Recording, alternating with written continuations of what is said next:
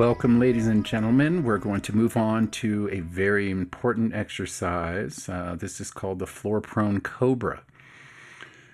Now, this, in working with hundreds and hundreds of individuals, many dealing with postural distortions or poor posture, I found this exercise to be integral in getting these postural distortions corrected. If we can learn this exercise just right, it does wonders for us. So we're going to take an in-depth look at this particular exercise, and I found a lot of inconsistencies with this exercise that I've seen done and other versions of the exercise that for the majority of clients that I've seen, and I'm talking about 90% plus, the versions that I've seen do not help them. We're going to give you the version that in my 20 plus years of working with individuals, I have found is just an amazing exercise that seems to just do wonders for my clients. So let's take an in-depth look at what we've got going on here with our floor prone cobra. And we are going to start by looking at what we're going to do here in this lower body. So let's go ahead and hit play here and see what's going on. Okay, I want you to notice the first thing that I do, okay? The first thing that we're going to do is we're going to pull the toes down to the floor, and we're going to put our ankles into dorsiflexion here. And another thing I want you to note is that what I'm trying to create is one leg. Ultimately, you'll see I'm trying to create one leg, so my feet will actually be touching. I'm trying to bring these feet together. I don't want any separation in the feet. Now we're going to use this position to help us pull ourselves, just peel away from the floor ever so slightly to give us what we need. So we're starting with our feet together. Okay, and let's move on to the next move. And we're going to start every repetition this way until we master this particular exercise. We're trying to whittle away the unwanted movement that I will see so often a person do. They just crank into this and they overemphasize areas that they shouldn't be, or that they're prone to overemphasizing because of the way they handle themselves through their day, and that built up over years. We're trying to whittle away and streamline just the most efficient movement to strengthen the right areas and to lengthen the right areas. So here we have the toes pressed in. We're going to make 1 foot is what we're thinking. We don't want any separation there. And then the next thing we're going to look at is we're going to flex those legs. And I want you to notice what happened there. We're going to go back and look at that again. But I used the toe press off the floor. I joined my legs together. I pushed and flexed my legs slightly to take my knees off of the floor. And a big thing is I've activated my hips. This is a very, very important point. We have to activate the hips in order to alleviate the pressure on that low back. Very often what happens, our hips don't activate, our low back takes the pressure for us. Now, we train that in over hundreds and hundreds of repetitions or just in daily life, and you've got a problem here that we have to undo. So I want to go back and I want you to notice what we do here. Watch how I'll push off the floor, I'll straighten the legs, and then watch my hips activate. I'm making one leg, one flexed leg here. So let's take a look at it. Toes are down. I push up and watch the hips. See, right there, okay? So we've got now a situation where the knees here have slightly lifted off the ground. I've got one plank leg is what I'm really thinking. One leg that's working for me. And then I have activation of these hips. Okay, and then once we get that, we use that as our fulcrum or our support system for the rest of the exercise. But without it, we're going to overwork this low back. And that's what we are definitely trying to untrain and to stay away from. So one more time. I just want to watch that flex happen. Toes go down. We make one leg, no separation. I'm going to flex the legs and then activate the hips right there. Okay, now I've got that locked in. Now let's go ahead and look at the rest. Okay, so here is what I've done. Often what you'll see happen is whenever we move up into this, I'm going to start with some of the flaws that we'll find that are not going to help our postural set. One of the big flaws you'll find is people will look up. Okay, you get individuals, once they set up, they're going to look up. Okay, and this is going to strain a neck that is already overworked. So we do not want to look up. We want our eyes to be looking straight down at this mat. Okay, straight down at the floor with a slight chin tuck. What I'm trying to do here, and I'm imagining that I'm sort of popping my head out this way, a bit of a turtle head is what I call it. We're trying to extend our head away because I want length right in here. I want this to be nice and long. I don't want it to be bunched up. So what you'll find is when people look up, they bunch this area up. And it's an area that is already too tight for most individuals with postural deviations. We're trying to undo that. So we're trying to create length. This is essential in this exercise, all right?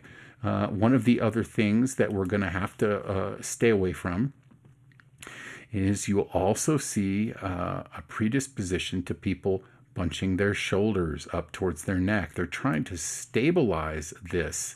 These big lever arms, they're trying to stabilize this by using the upper trapezius and neck in order to stabilize. And often they've trained this engram into their body. Okay, so again, if I'm the coach or the conductor, my brain is, and I'm calling the player the piece of music, I want my players to know their instrument, know the play, know what they're doing out there, and be able to execute it perfectly. So we're trying to avoid these players seizing up here into the neck. So often you'll see a combination of the upper trapezius bunching up, and then when they look up, you have the neck also tightening, and you have just a nightmare of things going on in here. I see this over and over again, and we're trying to undo this. And the way we're going to do that is create a lot of length. I'm actually drawing my shoulders down and back. Okay, I'm drawing them this way. And then I'm taking my head and I'm actually sending it just slightly this way. And now we have gravity beating down on us here, and it is creating a lot of weight. And we want this to be long so that it can get long and strong with gravity. We don't want to bunch it and seize it and then have gravity hitting it, because it's just going to make things worse. So this is one of the most common flaws I see with the floor prone cobra, and I see it very often, is people cinching up their shoulders and looking up. It's very difficult to untrain this pattern. You'd be surprised how often you'll see this, and you may find yourself doing it as well. Okay, so we are creating length by drawing our shoulders down and back and together. And what we're really trying to do here is we're trying to pull into our lower traps, the weakened areas for many of us with postural problems. We're trying to pull into the lower traps. We're trying to button this together, and we're trying to stabilize here and make this our strength. This is an area that's very weak with people with these postural deviations and these distortions. This becomes super weak, and all this gets really tight. So we're going in the exact opposite. We're going to train these muscles here to draw back, and then we're going to button them together, and we're going to train that to be our strength. Okay, and then we're going to extend our head, keeping our chin tucked and our eyes looking down to the mat.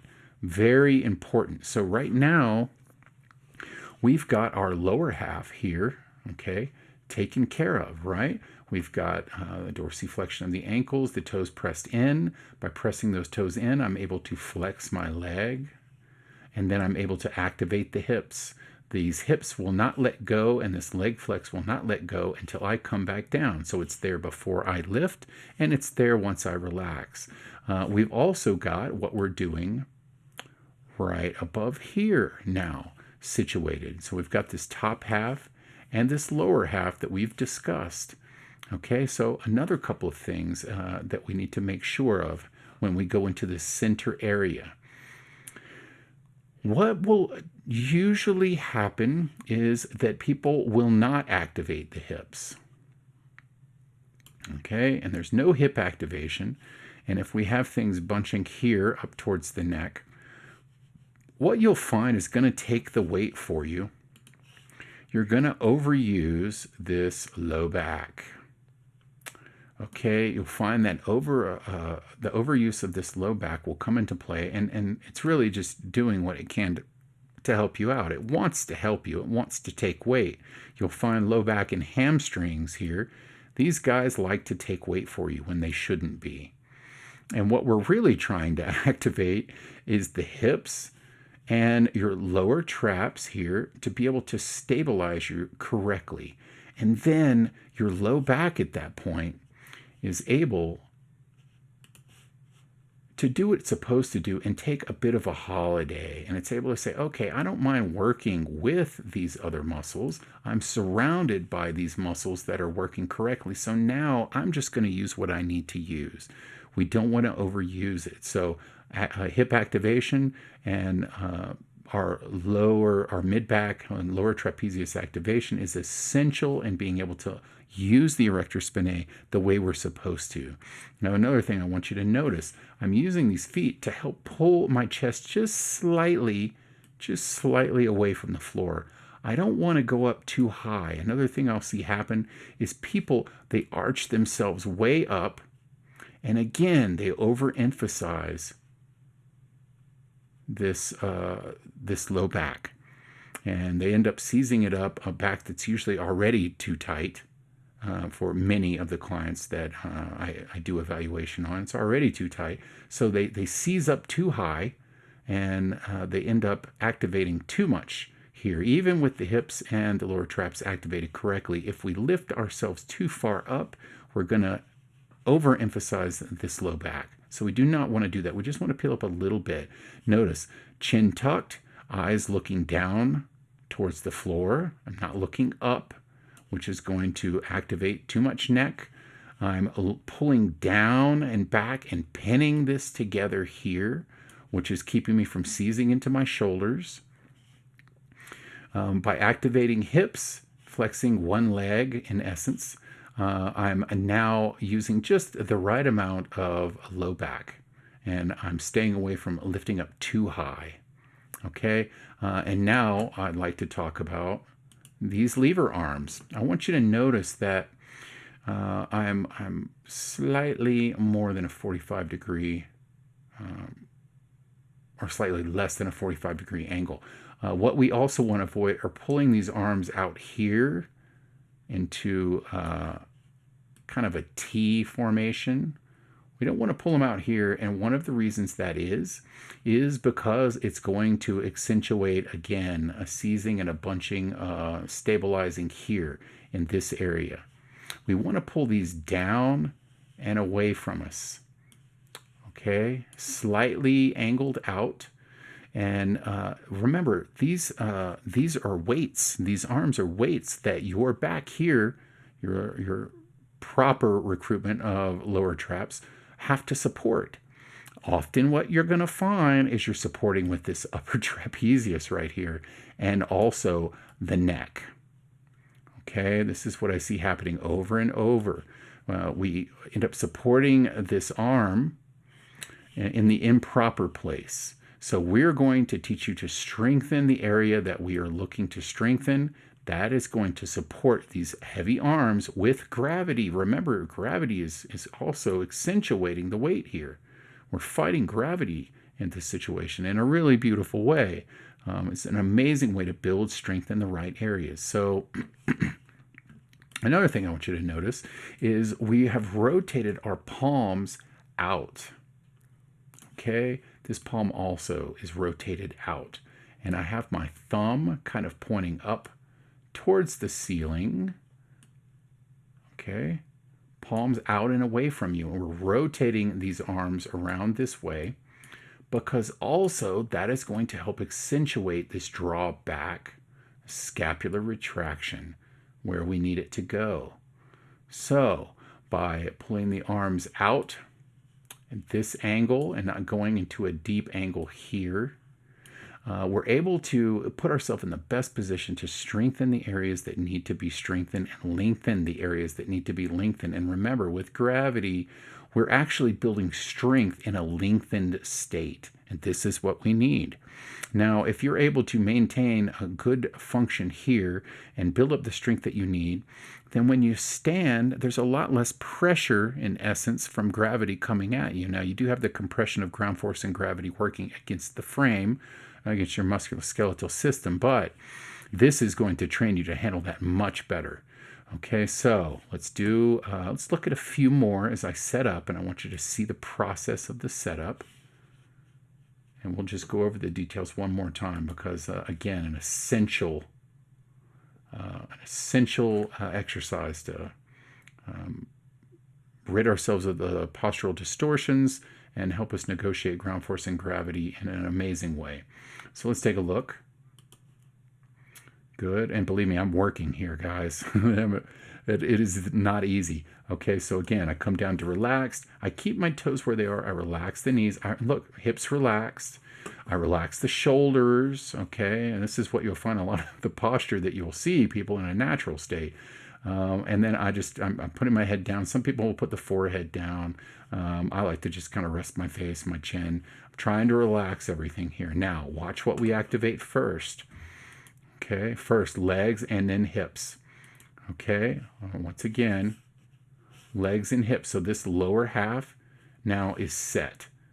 And we're going to use this lower half to push against the floor and help me peel away just enough to activate my lower traps, rotate my arms and hands around, lengthen my head forward so that I can get the proper recruitment. Okay, and here we go. I'm going to lift up into it, hold. All right, again, I don't want to activate too much. I don't want to pull away from the floor and peel away too much because I don't want to hyperactivate that low back. My hips are providing the strength on one side, and my lower trapezius is providing strength on the other side so that I can get just the right amount of recruitment of the low back. Just enough peel away to get the chest off, shoulders off, rotate those hands around. Now we're supporting these big weights in our arms right in here, okay? Right in here. That's what I'm using to hold and what I'm also strengthening. And then we're keeping nice and long in here. And again, I'm thinking I'm extending my head away with the good chin tuck, eyes pointed down, not looking up. Very good position. In essence, we are almost imagining that posture stick is sitting here. Now, again, in this situation, we're going to have a little more lordosis than we would if we were using a posture stick for one of our other exercises. In this situation, it is okay. We're learning to use our low back in conjunction with the surrounding musculature to have it work just in the right proportion. All right, and let's go ahead real quick and maybe look at just a few more of the setup. I'm working. Good, relax. Another thing I want to point out when I come back up here, legs flexed, hips are flexed. Just peel off enough, hold, keep the chin tucked. Another thing I want to point out here is I'm actually putting quite a bit of pressure into these arms. I am flexing these arms in essence. I'm flexing my triceps. I'm flexing the bicep. I'm really putting some strength into these arms. I'm flexing this. I'm flexing much of the musculature on my back, flexing low back. I'm flexing and activating hips. I'm tucking chin. I'm working hard in this position. And again, when I'm able to really get strong in the right areas here and get strong in the lengthened state in the areas that I need to be long, and I've untrained the bad habits of the bunching of the upper traps or the shoulders to support this weight, and I'm getting rid of the bad engram of looking up and activating the neck, this is going to do wonders for you right here. It's an amazing exercise. So let's look at just a few more I think we have left. And just watch it happen. Working, working, working, and relax. Now again, as far as program design, that is something I would specifically work with you on deciding where you're at, how long you need to hold this, because trust me, we do not want to hold this position if there's any inconsistencies going on.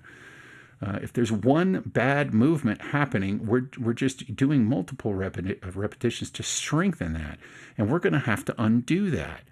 So we want to take the time that it's going to take, again, a Skype, FaceTime with me to look at you and make sure that I'm correcting these things and building this in.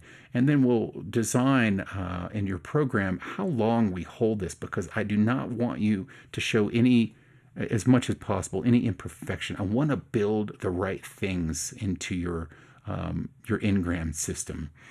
I want the brain to call the right play, and I want your musculoskeletal system to perform, all of the players to perform exactly as we can get them to perform.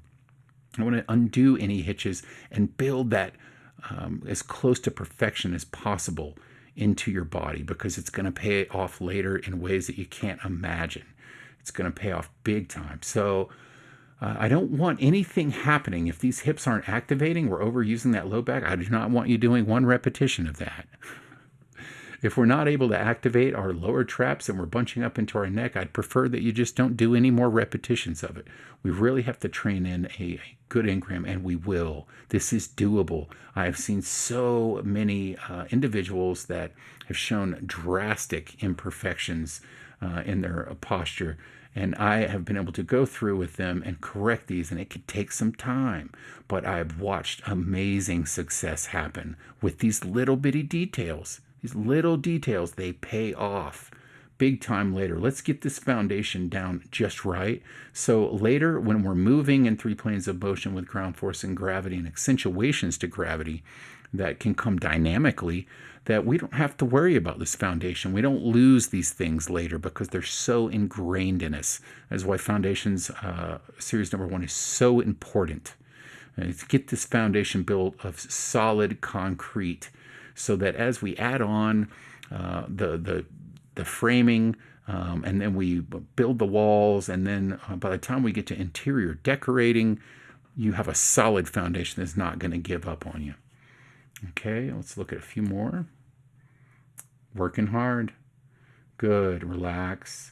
Flex the legs, flex the hips, same time. Once we've got that set, then we go ahead, just peel off slightly. Activate the lower traps. Don't over-activate the low back. Keep the chin tucked. Rotate those hands out, palms away from you. Thumbs up. Build that strength. The better we get at this, the longer we're going to hold this position. Not an easy exercise. It may look easy, but there is a lot going on here. Good. Okay, and what we're going to do now is we're going to go ahead and look at another angle. I'm going to get a shot just above the back, because I want you to kind of see what's happening from up above. We're not going to look at the lower half from up above. We're just going to look at that upper half of the body and see, get a little better view of what's happening there.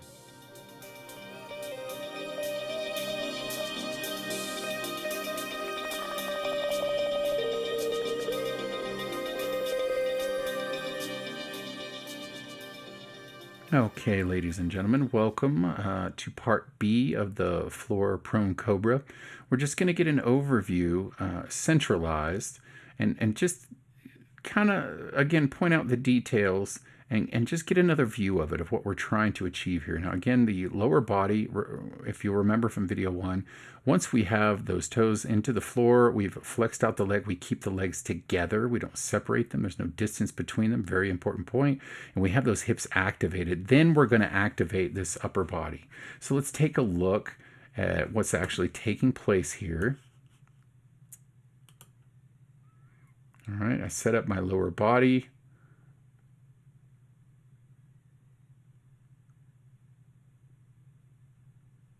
And we'll freeze right there.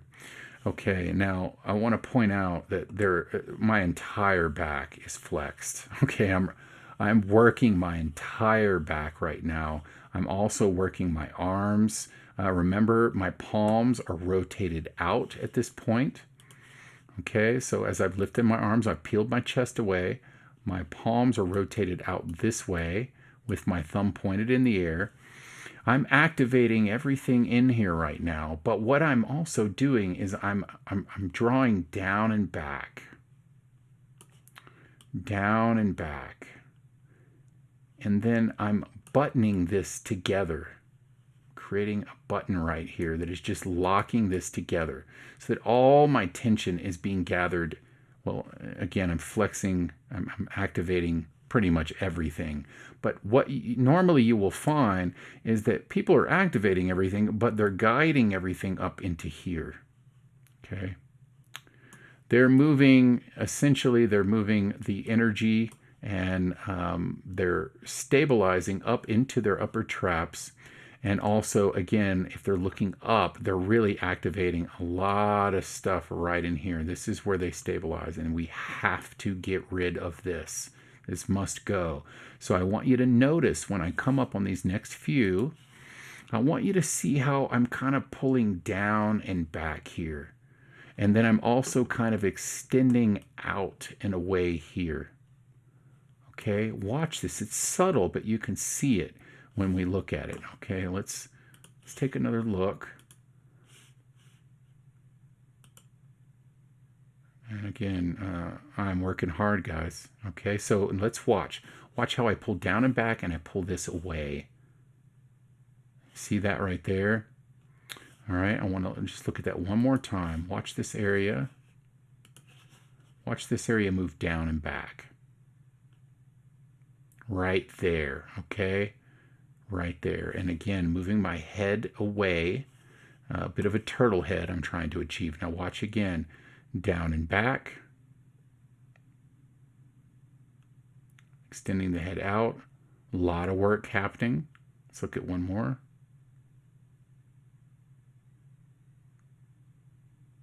Good. And very subtle again. But in essence, I'm trying to pull down here, lock, stabilize, build the strength that I need to build there, and then have all of this lengthened as I can get it. And with gravity beating down on it, build the strength in here in that lengthened state. Okay, I'm not overusing my low back because I've got my hips nice and tight and I'm stabilizing here with all of this musculature. So the low back is just adding in with the team just as much as it needs to. And remember, I'm not peeling off of the floor so much that I'm just cranking into this low back. I'm not trying to get my entire chest off the floor. I'm really just trying to get those shoulder blades off just enough to be able to pull down and back. If I'm able to achieve that, I've gone up plenty high. And also, remember, I'm looking straight down at this mat right now. And let's look and see if I've got one more in here. Working hard against gravity. This will build amazing posture, which is going to serve us later and activates. That was a really good one as far as watching me pull down here and extend out. Going in two different directions right there. And then just letting gravity build the strength in the right areas. Beautiful. Okay.